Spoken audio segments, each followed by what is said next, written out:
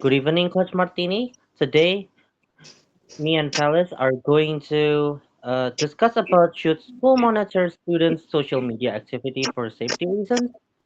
First of all, I wanted to start off with yes, think that schools should monitor students' social media activity because social media activities by teenagers can be uh, used up for various different things such as contents as in like posts for dancing and such.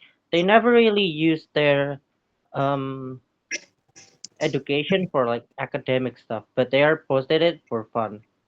Which is why I think schools should monitor their activities for safety reasons because uh there's strangers out there that could just try and contact with the students.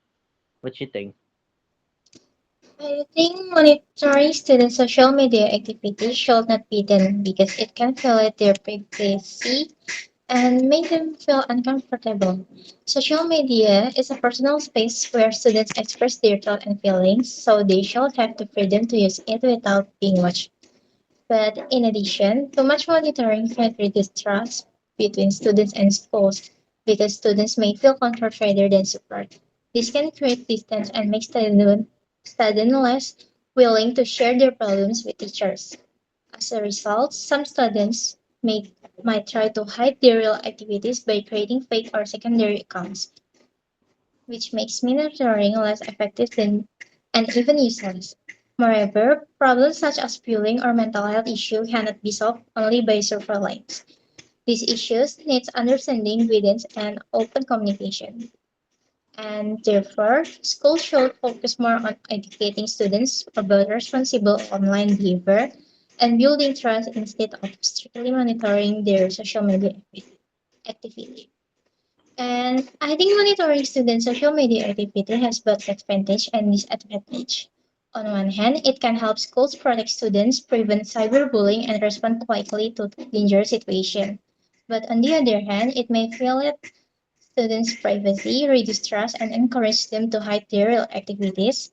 Therefore, schools should not monitor students too strictly, but instead find a balance by giving guidance, promoting digital responsibility, and only take action when it's truly necessary for student safety. But at the same time, isn't it against the student's permission? Which, like, school, of course, can try monitoring their students' social media activity for safety reasons, but at the same time, student will feel uncomfortable, like you said, about school monitoring their private life. Their private life could be their own life, which shouldn't be like as in distracted, I mean intruded by school itself. But if it's for safety reason, as in bullying and like from stalking and such, maybe it's a good idea.